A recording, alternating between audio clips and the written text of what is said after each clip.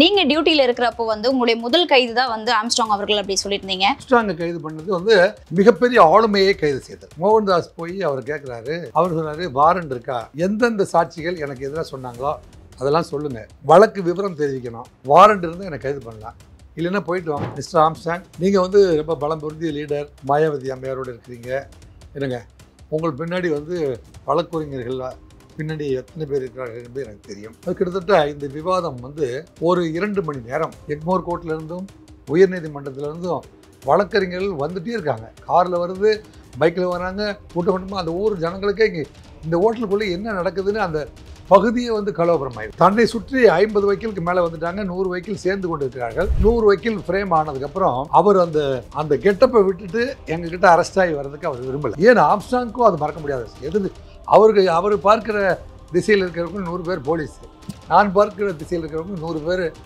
வழக்கறிஞர்கள். இதுக்கு நடுவில் பிளே பண்ண வேண்டியது நானும் அவரும். இந்த பக்கம் வந்து இந்த அணிக்கு வந்து நான் தலைமை தாங்குகிறேன், அவருடைய அணிக்கு அவர் தலைமை தாங்குகிறார். இது மிகப்பெரிய பட்டிமன்றத்தை போன்ற ஒரு நிகழ்வு. என்னால் வாழ்க்கையிலே மறக்க முடியாத நிகழ்வும் கூட. மாயாவதி சென்னைக்கு வருகிற பொழுது தீவு திடலில் வந்து அவருடைய பந்தோபஸ்துக்கு நானே ஒரு வார காலம் வந்து என்னை தொடர்ந்து சந்தித்து மாயாவதி வந்துட்டு போகிற பொழுது எந்த விதமான பிரச்சனையும் இல்லாமல் பண்ணி கொடுக்கணும் சார் அப்படின்னு சொன்னார். அப்போ ஆம்ஸ்ட்ராங்கையும் அவருடைய நண்பர்களும் என்னை கூப்பிட்டு போய் is a best police officer, இவர் தான் வந்து 3 நாட்கள் இரவும் பகலாக இருந்து இப்படி ஒரு சிறப்பான பந்தோபஸ்து பண்ணார் அப்படின்னு அறிமுகப்படுத்தினார். அது ஒரு பெரிய பகைவராக இல்லாமல் அந்த நிலையை மறந்துட்டு அவங்க தலைவரை கூட்டிகிட்டு வரும்போது நாங்கள் பந்தோபஸ்து பண்ணி கொடுத்தோம் அப்படிங்கிறத தமிழ்நாடு காவல் இந்த பெஸ்ட்டு போலீஸுங்க அப்படிங்கிற மாதிரி சொன்னார். மாயாவதி அம்மையார் வந்து அப்படியே நெகிழ்வடைஞ்சு என் கையை பிடிச்சிட்டு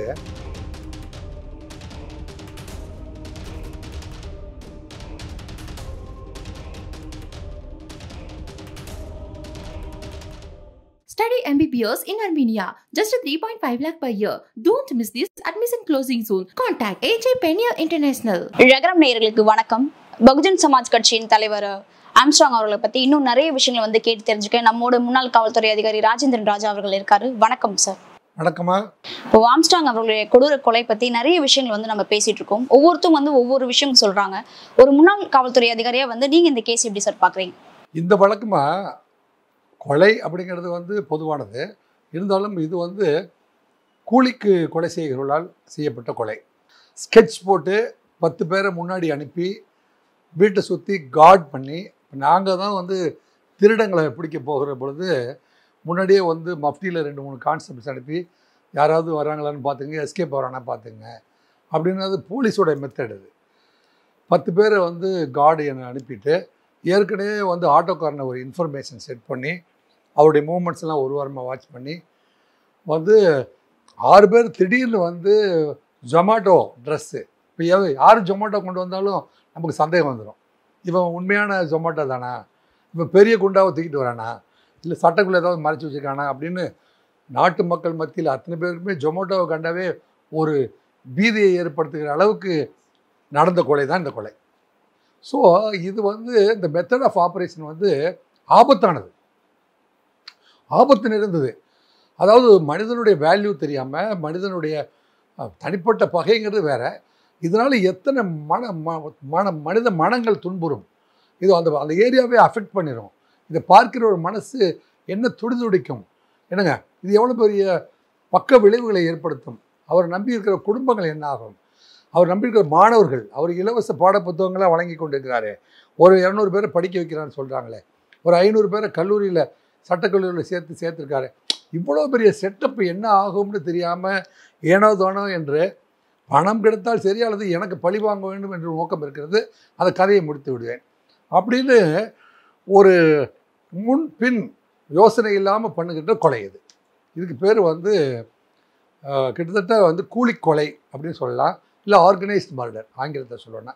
இந்த ஆர்கனைஸ்டு மர்டர் வந்து இப்போ உனக்கும் எனக்கும் பகை இருந்தால் நான் வந்து உங்களை கொள்வது, அது என்னுடைய பங்காளிகள்லாம் சேர்ந்து வெட்டுறது, இப்போ எங்கள் ஜாதிக்காரங்களாம் சேர்ந்து உங்களை வெட்டுறது, அல்லது எங்கள் அது மாதிரி இருக்கிறது, அந்த கொலை வேறு.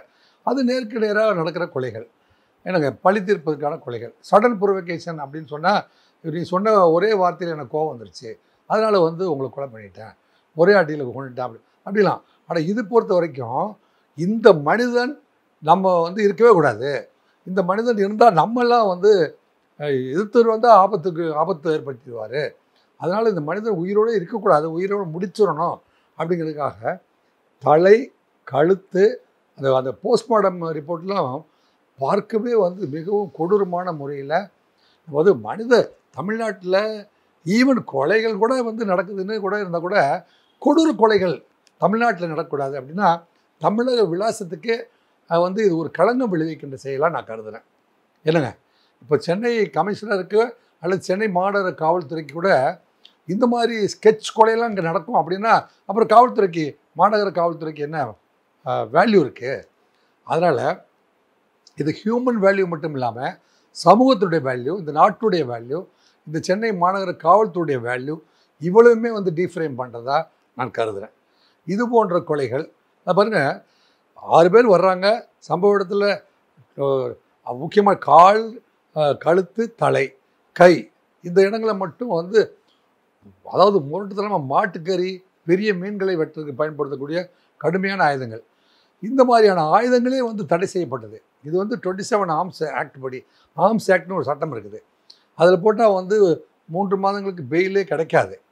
அப்பேற்பட்ட சட்டப்படி வந்து தடை செய்யப்பட்ட ஆயுதங்கள் அந்த மாதிரி ஆயுதங்களை பொது இடங்களில் கொண்டு வந்து பயன்படுத்தி பட்டப்பகலில் வந்து பகிரங்கமாக வெட்டுறது அப்படிங்கிறதுலாம் வந்து இது ஏற்றுக்கொள்ள முடியாத ஒரு செயல்.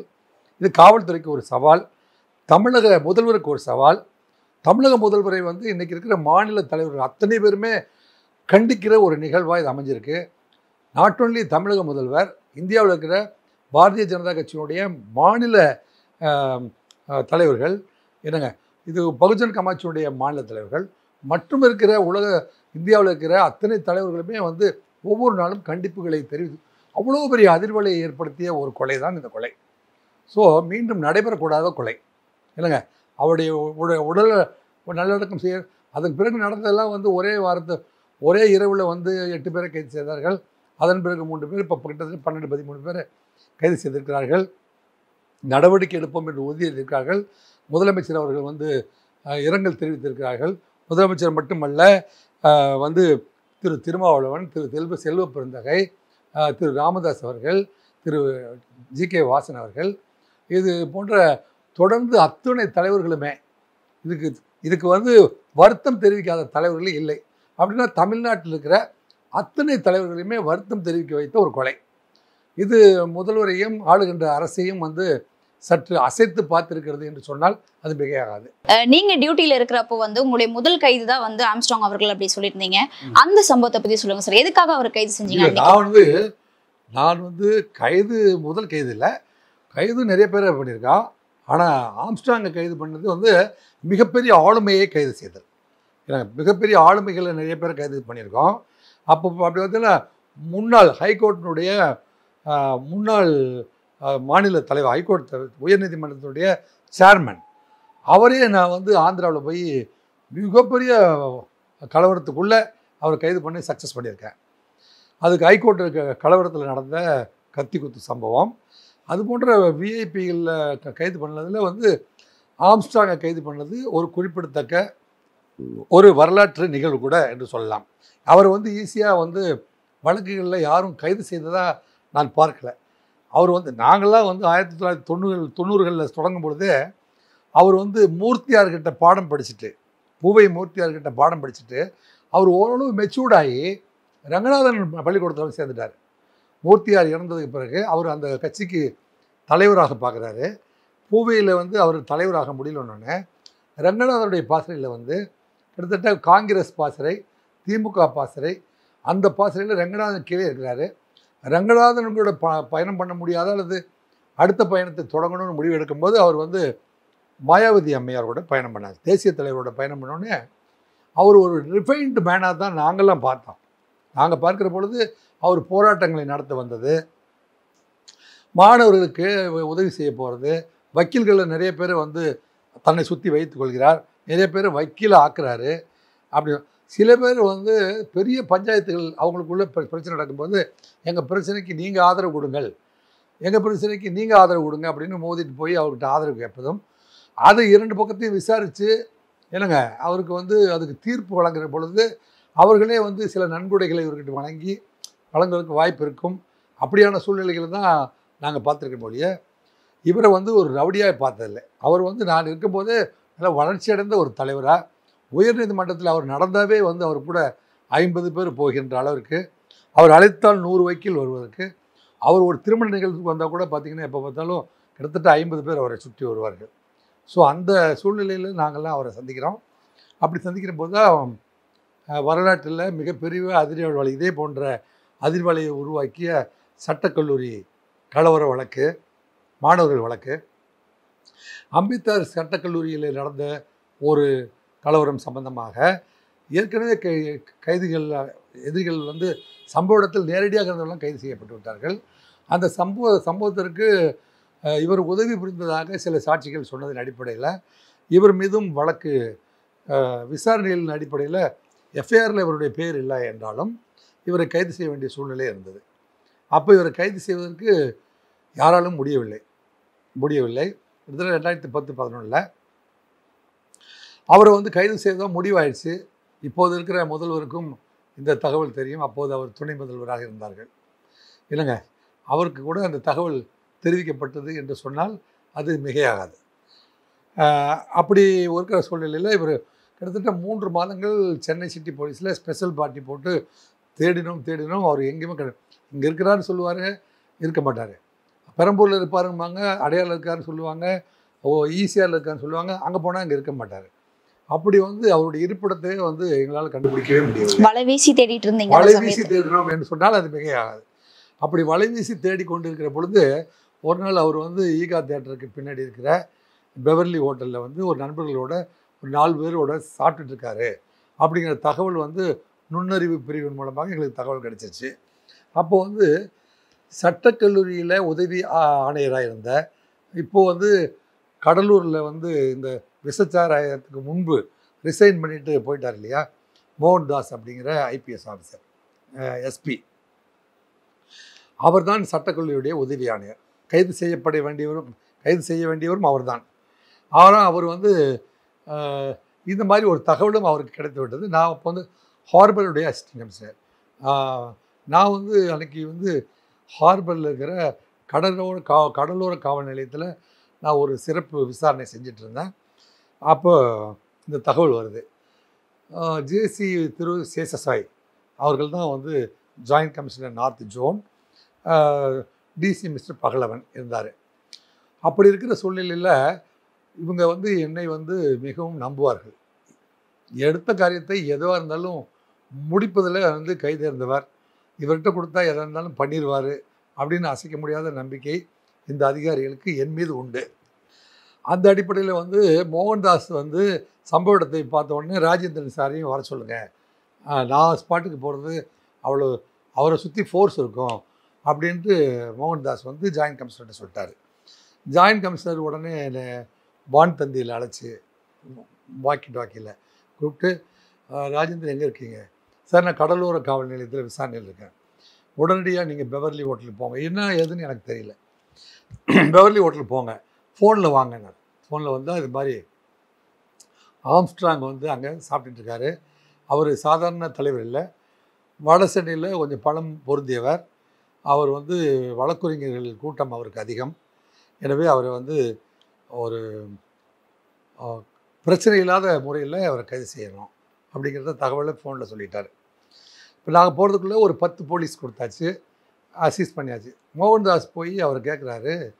அவர் சொன்னார், வாரண்ட் இருக்கா, எந்தெந்த சாட்சிகள் எனக்கு எதிராக சொன்னாங்களோ அதெல்லாம் சொல்லுங்கள், வழக்கு விவரம் தெரிவிக்கணும், வாரண்ட் இருந்தால் எனக்கு கைது பண்ணலாம், இல்லைன்னா போயிட்டு வாங்க, நான் வந்து ஆன்டிசிபேட்டரி பெயில். ஏன்னா அவர் வழக்கறிஞர், அவர் வந்து அங்கேயே வந்து என்னை கைது செய்ய வேண்டும் என்றால் வந்து கேஸ் டைரியை கொடுங்க, அல்லது கேஸ் டைரியில் எங்கே வந்து என் பெயர் எழுதப்பட்டிருக்கிறது, யார் எனக்கு எதிராக சாட்சிகள் சொன்னார்கள், அது எனக்கு எதிராக நீங்கள் கோர்ட்டில் கொடுத்து வாரண்ட் வாங்கியிருக்கீங்களா, இத்தனை கேள்விகளுக்கும் பதில் சொல்ல முடியல.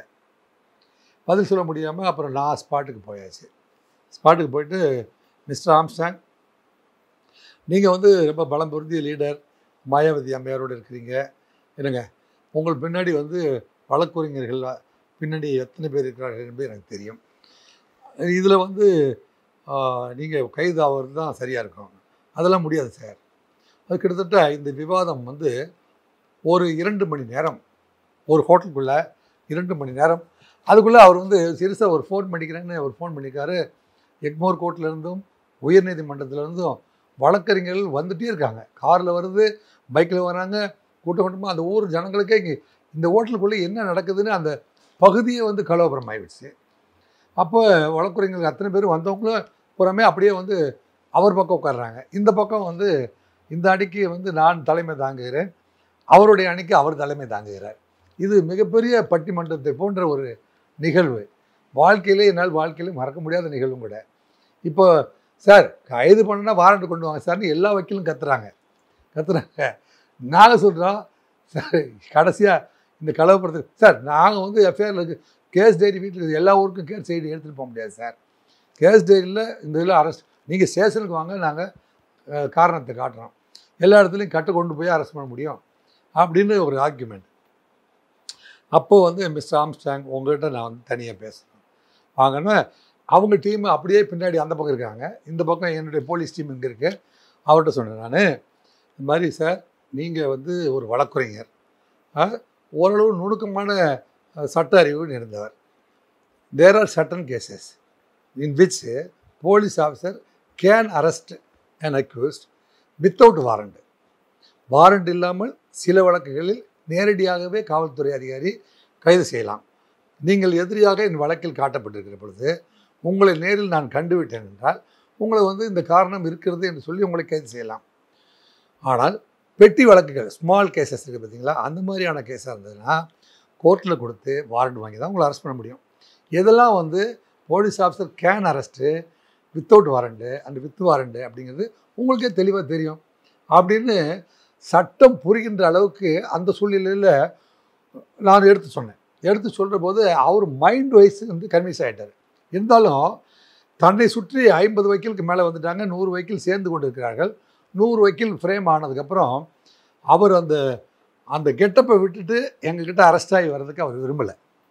ஸோ இப்போ நாங்கள் என்ன செஞ்சோன்னா, வேறு வழி இல்லை, நான் என்ன சொன்னேன், சார் இன்னும் கொஞ்சம் ஸ்ட்ரென்த் வேணும். அவங்க 100 பேரோட நான் கேட்ட ஸ்ட்ரென்த்தெல்லாம் ஜாயின்ட் கமிஷனர் அனுப்பிட்டார். எங்கள் பக்கம் 100 போலீஸ் வந்துட்டு. ஸோ இப்போ நடுவில் என்ன செய்கிறாருன்னா, ஹோட்டல் மேனேஜர் வந்து 2 பேரும் கை கூப்பி எப்படி நிற்கிறாங்க. ஏன்னா அத்தனையுமே கண்ணாடிகளால் செய்தது. அசைஞ்சு திமிரிட்டிங்கன்னா அத்தனை கண்ணாடி கொட்டி செதறி போகும், பேசு பொருளாக மாறிடும். சார் எங்கள் ஹோட்டல் பேரே போயிடும் சார், தயவு செஞ்சு கொஞ்சம் அமைதியாக பண்ணுங்கள் அப்படின்னு சொல்கிற மிகப்பெரிய ஒரு நிகழ்வு தான் அது. நிகழ்வு 100 வக்கீல்களை வந்து நேரடியாக எதிர்கொள்வதுங்கிறது சாதாரண விஷயமா? இந்த எக்மோர் வக்கீலையும் இந்த உயர்நீதிமன்ற வழக்கறிஞர்களும் நேருக்கு நேர் ஃபீல்டில் சந்திக்கிறது அப்படிங்கிறது ஒரு சாதாரண நிகழ்வு அல்ல. உங்களோட சர்வீஸ்ல ஒரு மறக்க முடியாத விஷயம்.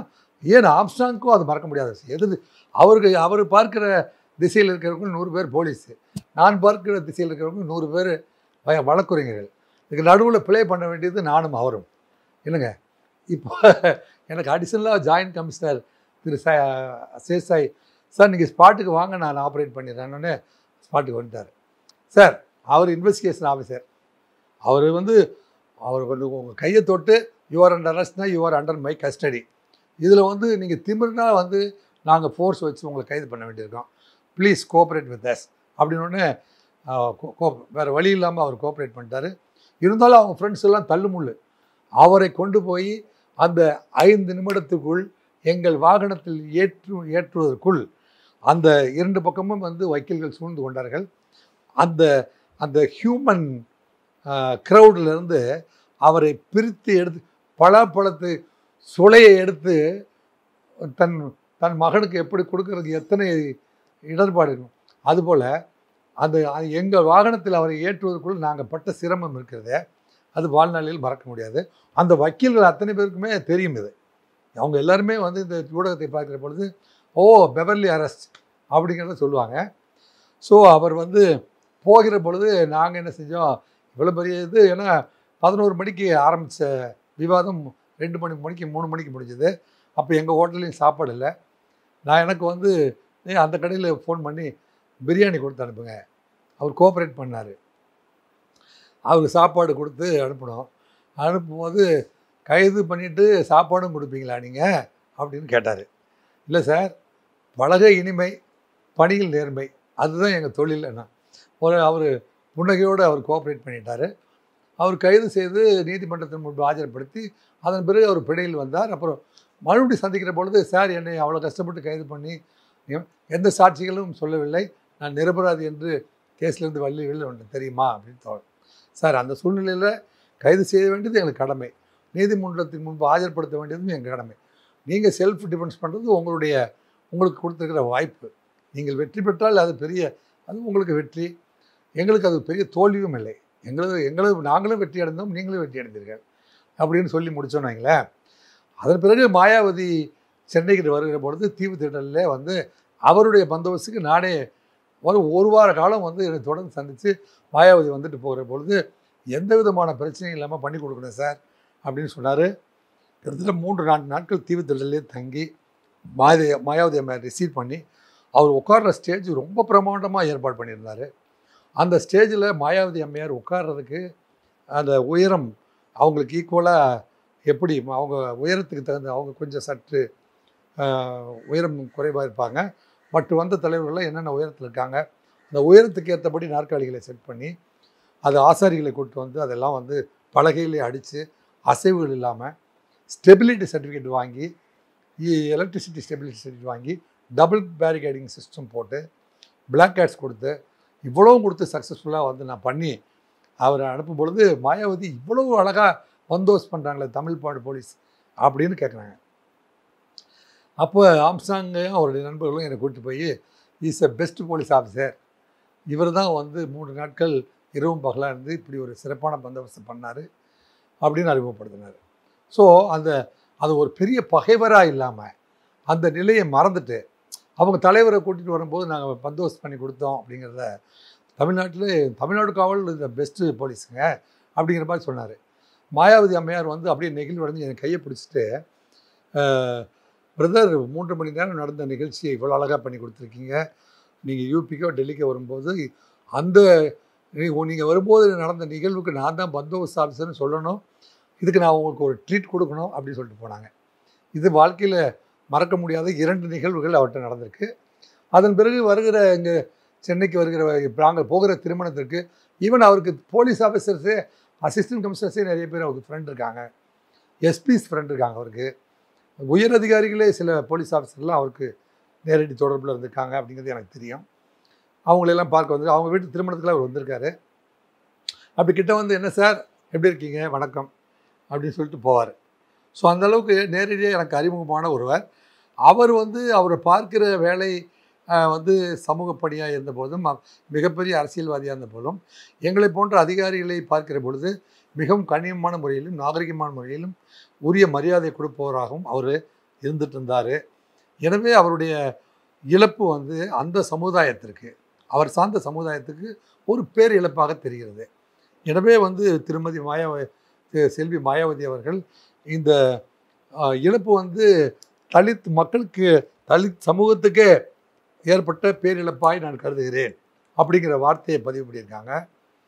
அந்த இடத்துக்கு வந்தவங்க செல்வ பெருந்தகை, திருமாவளவன் போன்றவர்கள்லாம் வந்து உண்மை குற்றவாளி கைது செய்யப்படவில்லை, தலித் லீடர்ஸ்க்கு தமிழ்நாட்டில் வந்து பாதுகாப்பு இல்லை போன்ற பரவலான செய்திகள் இன்று நாட்டையே கொந்தளிக்க வைக்கிறது.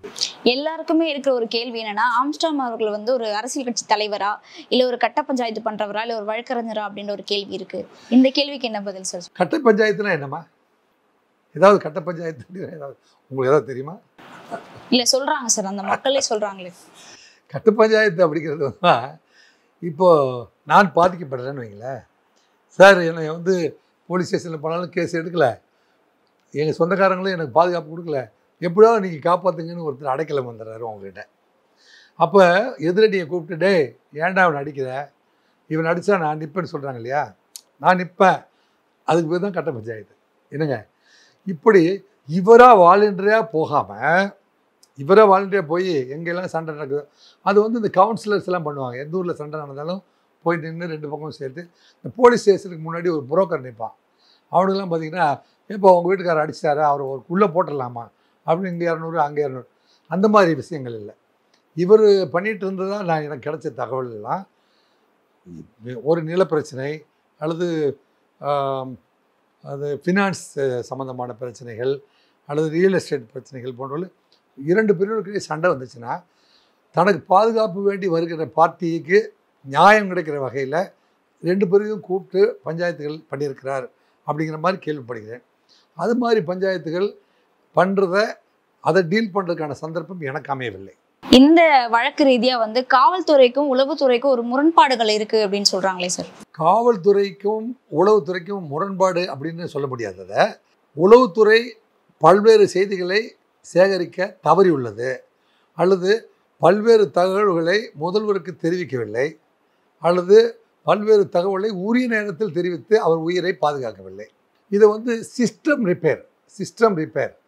இது வந்து இப்போ எங்களுக்கு அந்த மாதிரி தகவலே வரல அப்படின்னு முன்னாள் கமிஷனர் சொல்கிறாரு, சஞ்சீப் ராத்தோர் சொல்கிறாரு. ஆனால் பெரம்பூர் போலீஸ் ஸ்டேஷனில் என்ன சொல்கிறாங்கன்னா, நாங்கள் ஏற்கனவே 3 தடவை வார்ன் பண்ணியிருக்கோம். ரைட்டு. இதில் முரண்பாடுகள் நீங்கள் சொல்கிறது எப்படி வருதுன்னா, இப்போ வந்து அவர் கொலை செய்த அன்னைக்கு இரவே 8 பேர் கைது பண்ணிட்டாங்க. அப்படின்னா பகையாளி யார், பகை என்ன இருந்ததுங்கிறது அன்றைக்கு இரவே செய்ய முடியும். அப்படின்னா இது கொலை ஏற்படுகின்ற அளவுக்கு, ஒரு கொடூர கொலை ஏற்படுகின்ற அளவுக்கு பகை அப்படிங்கிறத கணிப்பதற்கு அந்த சிஐடி டிபார்ட்மெண்ட், இன்டெலிஜென்ஸ் டிபார்ட்மெண்ட் தவறிவிட்டது. ஏன்னா அவன் வந்து ஒரு மாதமாக பிளான் பண்ணிகிட்ருக்கான். யார்? அந்த ஆற்காடு சுரேஷுடைய தம்பி. என்னங்க தம்பி 1 மாதமாக பிளான் பண்ணியிருக்கான். ஒரு 10 நாளாக வந்து அங்கே ஒரு ஆட்டோக்காரனை இன்ஃபார்மெண்ட்டாக வச்சுக்கிட்டு அந்த இடத்துக்கு போயிட்டு வந்துட்டுருக்கான். என்னங்க போயிட்டு வந்துட்டுருக்கான். எப்போல்லாம் அவர் வருவார், எப்போல்லாம் போவார், எப்போல்லாம் வந்து கூட எஸ்கார்டு வருது, எப்போ கூட எஸ்கார்டு இல்லாமல் வராரு அப்படிங்கிறதெல்லாம் வந்து அவன் வந்து பொன்னை பாலு அவன் வந்து பார்த்துட்டு போயிருக்கான். இந்த இடத்துக்கு தான் வருவார், இந்த இடத்துல வீடு கட்டுறாரு, இதில் போனால் 1/2 மணி நேரம் பார்ப்பார், கொத்தனார்கிட்ட பேசுவார், அப்புறம் திருப்பி இந்த வழியாக போவார் அப்படிங்கிறதெல்லாம் சர்வேலன்ஸ் பண்ணியிருக்காங்க. அந்த மாதிரியான ஆஸ்பெக்டில் local police, CID police surveillance பண்ணுறதுலேருந்து தவறிட்டாங்க. அப்படி தவறினது மட்டும் இல்லாமல் ஒரு ஸ்டேட் லீடர் அப்படின்னா இந்த ஸ்டேட்டில் இருக்கிற லீடரே வந்து ஒரு 15 பேர் தான் இருக்காங்க. இல்லைங்க, அவர் திரு அண்ணாமலை சார் இருக்கார், திரு முருகன், திரு தமிழிசை சவுந்தரராஜன், திரு வாசன், இல்லைங்க திரு ராமதாஸ், இப்படி வந்து ஸ்டேட் லீடர்ஸ் அப்படின்னு சொன்னீங்கன்னா திரு ஜான் பாண்டியன், இல்லைங்க திரு தேவநாதன் யாதவ், திரு ஐஜேகே மிஸ்டர் ரவியோட அப்பா பச்சைபத் தேவ், இது போன்ற இந்த 15 பேர் தான் இருக்காங்க. இந்த 15 பேருக்கும் எஸ்பியில் ஸ்பெஷல் பிரான்ச்சில் ஸ்டேட் லீடர்ஸ் எல்லாம் கண்காணிக்கிறதுக்கு முன்னாடி ஒரு சிஸ்டம் இருந்துச்சு. ஒரு சப் இன்ஸ்பெக்டரும் ஒரு ஹெட் கான்ஸ்டபிளும் காலையிலேருந்து மாலை வரைக்கும் அவர் எந்த ஊருக்கு மீட்டிங் போகிறாரு, என்ன காரணத்துக்காக போகிறாரு, அவருக்கு ஏதாவது ஆபத்து இருக்கா, இல்லை இவரால் பிறருக்கு ஆபத்து இருக்குதா அப்படிங்கிறதெல்லாம் பக்கத்துலேருந்து கண்காணித்து அப்டேட் பண்ணி அதை ப்ரிவென்ட் பண்ணுவாங்க. Prevention is better than cure அப்படி சொல்லுவாங்கம்மா. அந்த ப்ரிவென்ஷன் அப்படிங்கிற ஆஸ்பெக்டை மறந்துட்டாங்க. இப்போ க்யூர் பண்ணிகிட்ருக்காங்க. இப்போ க்யூரிங் நடக்குது, ப்ரிவென்ஷன் பண்ணல. இதுதான் நீங்கள் கேட்குற முரண்பாடு. அவர்கிட்ட வந்து 20 லட்சம் ரூபாய் மதிப்புள்ள ஒரு துப்பாக்கி இருக்கிறதா சொல்லியிருந்தாங்க. அதில் 9 குண்டுகள் இருக்குது அப்படின்னு சொன்னாங்க. இந்த தேர்தல் நடைமுறைக்கு அப்புறமா வந்து அந்த துப்பாக்கி வந்து அவர்கிட்ட ஒப்படைச்சிட்டாங்களா இல்லையா சார்? தேர்தல் நடக்கிற பொழுதுமா நான் கூட காவல் நிலையத்துக்கு போது தேர்தல் அப்போ அந்த துப்பாக்கி உரிமம் அப்படிங்கிறது என்னுடைய காவல் நிலையத்து லிமிட்டில் ஒரு 19 பேர் துப்பாக்கி வச்சுருக்காங்க. 26 பேர் தூக்கி 26 பேருக்கும் ஸ்டேஷன் ஹவுஸ் ஆஃபீஸர் கூப்பிட்டு சொல்லுவார், கொண்டு வந்து எல்லாத்தையும் ஆர்மரியில் ஒப்படைச்சிருங்க. ஏன்னா தேர்தல் நடக்கிற பொழுது துப்பாக்கி குண்டு மூலமாக வெடித்து மிகப்பெரிய ஆபத்து எந்த தலைவருக்கும் ஏற்படக்கூடாதுங்கிறதுக்காக துப்பாக்கியை சீஸ் பண்ணி நாங்கள் வச்சுருப்போம். எலெக்ஷன் முடிஞ்சோடனே எல்லாருக்கும் ஃபோன் பண்ணிடுவோம். அதன்படியாக துப்பாக்கியை அவர் திருப்பி வாங்கிட்டார். ஆனால் அன்றைக்கி தேதியில் அவர் வந்து துப்பாக்கியை ஸ்பாட்டுக்கு எடுத்துகிட்டு போகாமல், ஏன்னா கூட வந்துட்டு இருக்கிறது பாலாஜி என்கின்ற தனது பைக்காப்பாளர், கூட பிறந்த அண்ணன் வீரமணி. இவங்க 2 பேரும் நம்மளை காப்பாற்றிடுவாங்க, அண்ணனும் இருந்தால் போதும், மீதி பேர்லாம் அப்போ அனுப்பிட்டு உள்ள கொத்தனார்கள் வேறு இருக்காங்க. சரி வீடு தானே பார்க்க போகிறோன்னு கொஞ்சம் அசால்ட்டாக போயிட்டார். ஸோ யானைக்கும் அடிசருக்கும்னு சொல்லுவாங்க இல்லையா, யானை கட்சிக்காரருக்கு அடிசரிக்கிறது. தேசிய தலைவருக்கே வந்து ஒரு பாதுகாப்பு இல்லையே சார் இந்த ஒரு நாட்டில். இவர் வந்து மாநில தலைவர், தேசிய கட்சியின் மாநில தலைவர். அதான் சொல்கிறேன், ஒரு ஸ்டேட் லீடர்னால் அவரை ப்ரொடெக்ட் பண்ண வேண்டியது ஸ்டேட்டுடைய கடமை. அந்த இடத்தில் தவறு நடந்திருக்கிறது அப்படின்னு சொல்லியாச்சு. யார் தவறு செய்தார் என்று தனிப்பட்ட முறையில் ஒருத்தரை சுட்டி காட்ட வேண்டிய அவசியம் இல்லை. இந்த கேஸ் ரீதியா வந்து 8 பேரை வந்து கைது பண்ணியிருக்காங்க. அந்த 8 பேருமே வந்து குற்றவாளிகள் இல்லை அப்படின்னு சொல்லிட்டு திருமாவளவன் அவர்களும் அதே மாதிரி ஆம்ஸ்ட்ராங் அவர்களுடைய ஆதரவாளர்களும் சொல்லியிருக்காங்களே சார். அப்போ காவல்துறை வந்து எந்த மாதிரி விசாரணைகள் எடுத்திருக்காங்க இந்த கேஸ் ரீதியா? இந்த வழக்கில்மா அன்று இரவே வந்து யார் எதிரி, இவரை கொலை செய்வதற்கான செய்யும் அளவிற்கு யாரிடம் சமீப காலமாக பகை உணர்வு இருந்தது அப்படிங்கிறத வந்து அசஸ் பண்ணிட்டாங்க போலீஸு. அப்படி அசஸ் பண்ணி அவங்கள கார்னர் பண்ணுறதுனால தான் அவங்க வந்து 8 பேரை கைது பண்ணுறாங்க. முதல்ல அந்த 8 பேரில் வந்து 8 பேர் இல்லாமல் அதன் பிறகு இப்போ 13 பேர் ஆயிடுச்சு. கைது செய்யப்பட்டவருடைய எண்ணிக்கை 13 நெருங்கிருச்சு.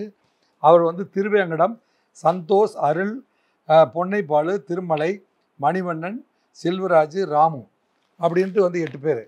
அதன் பிறகு வந்து ஒரு 9, 10, 11, 12, 13 அதன் பிறகு 5 பேர் கைது செய்யப்பட்டிருக்கிறார்கள். இப்பொழுது நம்ம எல்லாம் சொல்கிறோம் இல்லையா, ஊடகத்தின் சார்பா வெளியில் நின்றவங்க 10 பேர், உள்ளே வந்தவங்க 6 பேர் அப்படின்னு சொன்னால் மொத்தம் வந்து எத்தனை பேர் ஆச்சு? 10, 6, 16. அப்போ இந்த 16 பேரை கூட வந்து சொல்லலை. திருமாவளவனும் செல்வ பரந்தையும் என்ன சொல்கிறாங்க அப்படின்னா, இதில் இந்த வழக்கில் ஆற்காடு சுரேஷ் தான் சரியான எதிரி. ஆம்ஸ்ட்ராங்குக்கு ஆற்காடு சுரேஷ். ஆற்காடு சுரேஷுடைய தம்பி மிகப்பெரிய டான் இல்லை.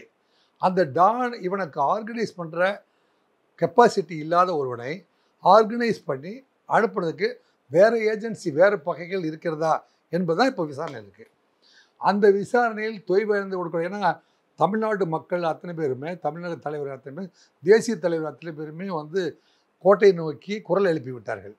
அந்த குரல் கோட்டையின் காதில் கேட்டுவிட்டது. அதனால தான் இன்றைக்கி வந்து அருண் என்கின்ற என்னங்க நல்ல விசாரணையில் தெளிவு நிலையில் இருக்கிற ஒரு தமிழ் தெரிந்த ஒரு அதிகாரியை போட்டிருக்கிறார்கள். அவர் மிகவும் திறமைசாலி. அவரிடம் நான் இப்போ ஏற்கனவே பணியாற்றியிருக்கிறேன். அவர் வழக்கினுடைய ஆணி வேரை கண்டுபிடிப்பதில் கெட்டிக்காரன். எனவே இந்த வழக்கின் ஆணி வேரை கண்டுபிடிக்கிற பொறுப்பு அருண் அவர்களிடம் விட்டிருக்கிறது. அவர் நேற்றைய தினம் திருக்குறளை போன்று ஒரு வாசம் சொல்லியிருக்கிறார். அவர்களெல்லாம் வந்து இந்த ஆணவ கொலையை ஒழிப்பதற்கு, இந்த போதைப் பொருள்களை வந்து ஒழிப்பதற்கு அவர்கள் எந்த மொழி புரியுமோ அந்த மொழியில் நான் பேசுவேன், இவைகளை ஒழிப்பதே எனது முதல் வேலை என்று உறுதியளிக்கிறார். அந்த உறுதியளிப்பு நமக்கெல்லாம் ஒரு மன திருப்தியை கொடுத்திருந்தாலும் அந்த குடும்பத்திற்கான சரியான ஆறுதலை யாருமே கொடுக்க முடியாது. ஈவன் எங்களை போன்றவர்களுக்கு கூட அந்த மனத்தாபத்திலிருந்து வெளிவர முடியவில்லை. என்னிடம் பேசுகின்ற எத்தனையோ நண்பர்கள் வந்து 1000 இருந்தாலும் தவிர்க்க முடியாத ஒரு சோகம் மனதை இழுக்கிறது, அல்லது மனதை கடுமையாக்குகிறது, மனது வலிக்கிறது என்று சொல்கிற பொழுது அந்த வழி ரிலேட்டிவ் இன்கம் ஹைபாத்திஸ் சொல்லுவாங்க. அவர்களுக்கு வழி அந்த சொற்கள் மூலமாக நமக்கும் கடத்தப்படுகிறது. நமது சமூகத்தில் என்னங்க நாகரிகமிக்க சமூகத்தில் சங்க இலக்கிய காலத்திலிருந்து இதுவரையிலுமே வந்து தொன்மை நாகரிகம் படைத்த என்னங்க அமைதி பூங்காவாக இருக்கின்ற தமிழ்நாட்டில் சென்னை மாநகர உலகத்திலேயே வந்து சிறந்த காவல்துறை என்று பெயர் பெற்றிருக்கிற நாமத்தில் 55% மாணவர்கள் கல்வி கற்றுக்கொண்டிருக்கிறார்கள். இந்தியாவிலே வந்து கல்வி கற்றோர் மாதிரி பட்டதாரிகள் அதிகமாக இருக்கிற, பகுத்தறிவு மிக்கவர்கள் அதிகமாக இருக்கிற என்னங்க மாநிலமாக விளங்கி கொண்டிருக்கிற தமிழகத்தில் இது போன்ற கரை படியுமானால், ஒரு மிகப்பெரிய பட்டு வேஷ்டியில் 4 கரை விழுந்தால் அந்த பட்டு வேஷ்டி மதிக்கப்படுமா என்கின்ற அளவிற்கு இந்த தமிழ்நாடு அரசு என்கின்ற ஒரு பட்டு வேஷ்டியில் பறந்த கரையை வந்து நீக்குவதற்காக, அந்த களங்கத்தை நீக்குவதற்காக வந்த அருண் அவர்களை வரவேற்போம். இந்த கரைகளெல்லாம் நீக்கி அந்த புதிய தமிழ்நாடு என்கின்ற அழகான பட்டு வேஷ்டியை நீங்கள் உருவாக்கி தர வேண்டும் என்று உங்களின் சார்பாகவும் எனது சார்பாகவும் வேண்டுகோளை வைத்துக் கொள்வோம். இந்த கேஸ் வந்து போயிட்டு இருக்க சமயத்துல நடுவுல வந்து கமிஷனர் அவர்களை மாத்தினாங்க. சந்தீப் அவர்களை மாற்றி இப்போ அருள் அவர்கள் வந்து நியமிச்சிருக்காங்க. எதனால இப்போ திடீர்னு ஒரு மாற்றம் ஏற்பட்டுருக்கு? உங்களுக்கு இப்போ தமிழ் தெரிஞ்சதுனால என்கிட்ட நல்லா கேள்வி கேட்குறீங்க, சரிதானே? சந்தீப் ராய் ராத்தூர் வந்து நான் வந்து வட இந்தியர்களுடைய அறிவை குறைக்கவில்லை. அருண் அவர்கள் சென்னை தமிழ்நாட்டை சேர்ந்தவர். தமிழ்நாட்டில் இருக்கிற அனைத்து அவர் கன்னியாகுமரியில் தான் ஃபஸ்ட்டு வேலை பார்த்தார். கன்னியாகுமரி தமிழர்கள் என்ன மாதிரியான மனநிலையில் இருப்பார்கள், தூத்துக்குடி என்ன மனநிலை, திருச்சி என்ன மனநிலை, என்னங்க செங்கல்பட்டு என்ன மனநிலை, கோயம்புத்தூர் என்ன மனநிலைன்னு ஒவ்வொரு ஊரில் இருக்கிற ஒவ்வொரு சமூகம் சார்ந்த எந்தெந்த சமூகத்துக்கு எந்தெந்த சமூகத்தோட பகை இருக்கிறது, என்னென்ன அடிப்படை காரணங்கள் இருக்கிறது என்பதை நன்கு அறிந்தவர். எனவே இந்த டாக்டர் இந்த ஆபரேஷனுக்கு சரியாக இதனால் இவன் முடிக்கும் என்றாய்ந்து அதனை அவன் கண் விடல் என்ற குரலை தமது தமிழக முதல்வர் திரு மு.க. ஸ்டாலின் அவர்களுக்கு யாரோ இந்த குரலை எடுத்து சொல்லியிருக்கிறார்கள். இந்த குரலின் விளக்கத்தையும் சொல்லியிருக்கிறார்கள். அந்த அடிப்படையில் தேர்வு செய்யப்பட்டவர் தான் திரு அருண். இனி வந்து காவல்துறையில பல மாற்றங்கள் ஏற்படுமா, அதுக்கு எதிர்பார்க்கலாமா? அதாவதுமா, இந்த மூலமாக தமிழக காவல்துறைக்கும் தமிழ்நாட்டுக்கும் தமிழக முதல்வருக்கும் நான் தெரிவித்துக் கொள்வது என்னவென்றால், அன்போடு நான் எழுதும் கடிதம் இல்லைங்க. எனவே மாநில முதல்வர் அந்தஸ்தில் இருக்கின்ற அனைத்து தலைவர்களையும் கண்காணிப்பதற்காக ஸ்பெஷல் பிரான்ச் மூலமாக ஒரு சப் இன்ஸ்பெக்டரையும் ஒரு தலைமை காவலரையும் ஒரு காவலரையும் நியமிங்கள்.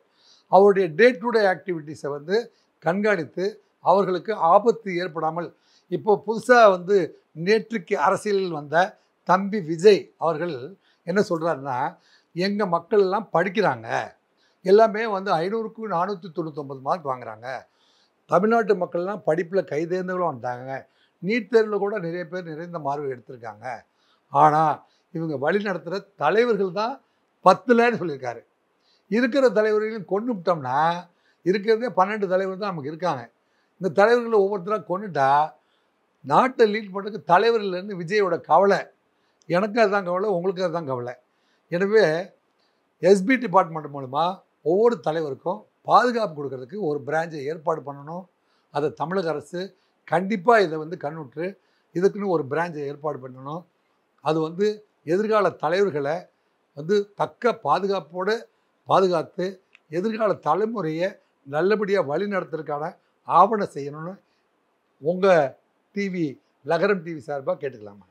இந்த கள்ளச்சாராயம் மரணத்தினால காவல்துறையினர் பேர் நிறைய அடிபட்டதே சார், அதை எதனால் அந்த மாதிரி? இல்லை, கள்ளச்சாராயம் மிகப்பெரிய சப்ஜெக்டு. அது நம்ம இன்னொரு இன்டர்வியூவில் தான் பேச முடியும். ஏன்னு கேளுங்க, இது கள்ளச்சாராய மரணமே அல்ல, இது மெத்தனால் மரணம். அது மிகப்பெரிய சப்ஜெக்டு. இந்த கள்ளச்சாராயம் காய்ச்சியவர்கள் இந்த சாவுக்கு காரணமானவர்கள் அல்ல, இல்லைங்க. மெத்தனால் கலந்ததுனால் அது கள்ளச்சாராயம் விஷச்சாராயமாக மாறியது. அந்த மெத்தனால் கலந்ததுக்கு யாரெல்லாம் காரணம் என்றால், தமிழ்நாட்டில் சிலர் காரணம், பாண்டிச்சேரியில் சிலர் காரணம், மும்பையில் சில பேர் காரணம். யாரெல்லாம் மெத்தனாலை அண்டர் கிரவுண்டில் செல்லிங் பண்ணுறாங்களோ அத்தனை பேர் காரணம்.